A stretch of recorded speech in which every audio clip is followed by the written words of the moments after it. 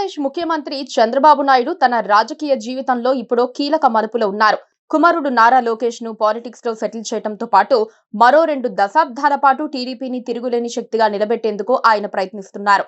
ఈ క్రమంలో చంద్రబాబు అనేక నిర్ణయాలకు కొంత మోదం, మరికొంత ఖేదం కనిపిస్తోంది. అదంతా ఒక వంతైతే చంద్రబాబు సొంతూరు చంద్రగిరిలో మాత్రం ఎదురుగాలి వీచటం ఇప్పుడు పెద్ద సమస్యగా మారింది. ఎక్కడో దూరాన ఉన్న కుప్పానికి చంద్రబాబు ప్రాతినిధ్యం వహిస్తున్నా తాను పుట్టిన ఊరు నారావారిపల్లె ఉండే చంద్రగిరి నియోజకవర్గం పెద్ద సమస్యగా మారింది. చాన్నాళ్ల తర్వాత అక్కడ టీడీపీ విజయం సాధించగా పార్టీ ఎమ్మెల్యే పులివర్తి నాని మాత్రం ఈ 2 ఏళ్లలోనే కావలసినంత చెడ్డ పేరు మూటగట్టుకున్నారన్న ఆరోపణలు వినిపిస్తున్నాయి.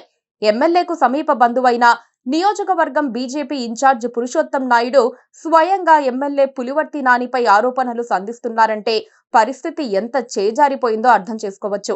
ప్రతి పనికి ఒక రేటు పెట్టి వసూలు చేయటమే ఇందుకు కారణమని చెప్పాలి. పులివర్తి నాని చంద్రగిరికి చెందిన వ్యక్తి కాదు. ఆయన చిత్తూరు నుంచి అక్కడకు వచ్చి సెటిల్ అయిపోయి చంద్రబాబు కుటుంబానికి దగ్గరయ్యి ఎమ్మెల్యే టికెట్ కొట్టేశారు. ఇంతకాలం కాంగ్రెస్, వైసీపీ చేతిలో ఉన్న చంద్రగిరి తొలిసారి టీడీపీ పరం కావడంలో ఎమ్మెల్యే పులివర్తి నాని గొప్పదనం కంటే కూటమి ప్రభంజనమే ఉందని అర్థం చేసుకోవాలి.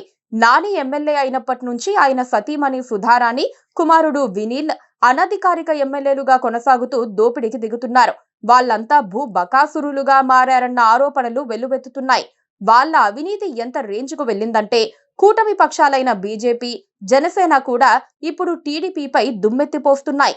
పులివర్తి నానికి అత్యంత సన్నిహిత బంధువైన బీజేపీ నియోజకవర్గం ఇన్ఛార్జ్ మేడసాని పురుషోత్తం నాయుడు నేరుగా ఆయనపై ఆరోపణలు చేస్తున్నారు.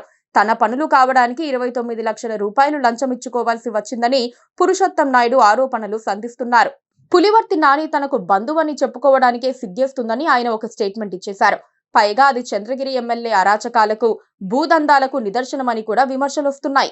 చంద్రగిరి నియోజకవర్గంలో జనసేన కూడా తీవ్ర అసంతృప్తిగా ఉంది.